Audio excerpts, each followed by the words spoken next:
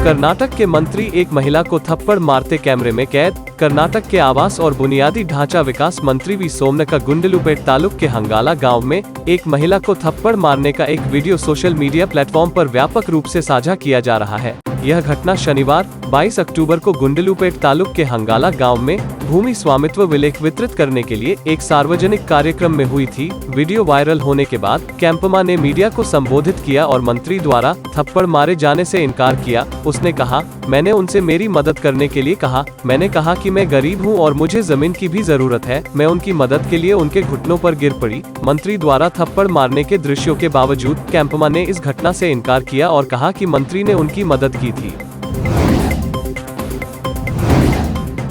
Bengaluru university की 21 वर्षीय छात्रा, जिसे 11 अक्टूबर को कैंपस के अंदर एक सरकारी बस ने कुचल दिया था, ने आज रविवार को दम तोड़ दिया। प्रत्यक्षदर्शियों के अनुसार शिल्पाश्री बीएमटीसी बस में सवार होने की कोशिश कर रही थी। बीएमटीसी बस जब चालक कथित तौर पर उसे नोटिस करने में विफल रहा और आगे बढ़ गया, जिससे वह वाहन के पहियों के नीचे आ गई। वह चिकित्सकीय रूप से प्रेरित कोमा में थी और उसकी कई सर्जरी हुई थी।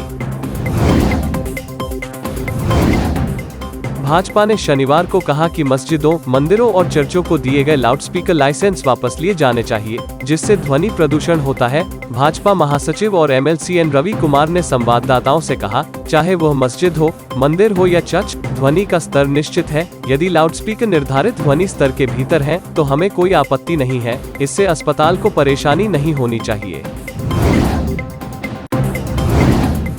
कर्नाटक आरटीओ अधिकारियों ने निजी बसों के मालिकों के खिलाफ मामला दर्ज किया, जो त्योहार की पृष्ठभूमि में टिकट का दोगुना किराया वसूल रहे थे और 3 दिनों में 1.5 लाख से अधिक का जुर्माना वसूल किया। दिवाली के त्योहार के लिए एक शहर से दूसरे शहर जाने वालों की संख्या ज्यादा है। त्योहार के लिए कई छुट्टियां होने के कारण बहुत सारे लोग अपने गृहनगर जा रहे हैं। इसका फायदा उठाने वाली कुछ निजी बसों को टिकट की कीमत से दोगुना मिल रहा है, लेकिन यात्रियों से पैसे वसूलने वाली निजी बसों के खिलाफ कार्रवाई करने वाले आरटीओ अधिकारियों ने 3 दिन में 1.90 लाख रुपए का जुर्माना वसूल किया। बेंगलुरु दक्षिण कन्नड़ जिले की बेल्लारे पुलिस ने नेडिदा पुलिस गिरी के मामले में 6 लोगों को गिरफ्तार किया है, जिन्होंने एक महिला पर मानहानि का आरोप लगाया था। पुनीत, राजू, किशोर, भावित, रंजीत और प्रसाद को पुलिस ने लूटपाट और मारपीट के आरोप में गिरफ्तार किया है। मारपीट किए गए रमीस उद्दीन और मोहम्मद रफीक की शिकायत पर पुलिस ने 6 लोगों को गिरफ्तार किया है। शिवमोग्गा हिंदुत्व के प्रतीक वी.डी. सावरकर के पोते सात्यकी सावरकर ने शनिवार को कहा कि उनके दादा द्वारा शुरू की गई जाति व्यवस्था के खिलाफ युद्ध फिर से शुरू करने की जरूरत है। वह यहां आयोजित सावरकर साम्राज्य कार्यक्रम में बोल रहे थे। सभा को संबोधित करते हुए उन्होंने कहा, मेरे दादा सावरकर देश में जाति व्यवस्था को समाप्त करना चाहते थे। उन्होंने अपनी मृत्यु तक इसके खिलाफ लड़ाई लड़ी। सावरकर जाति के बावजूद सभी हिंदुओं को एकजुट करना चाहते थे। जाति के खिलाफ युद्ध को फिर से शुरू करने का समय आ गया है।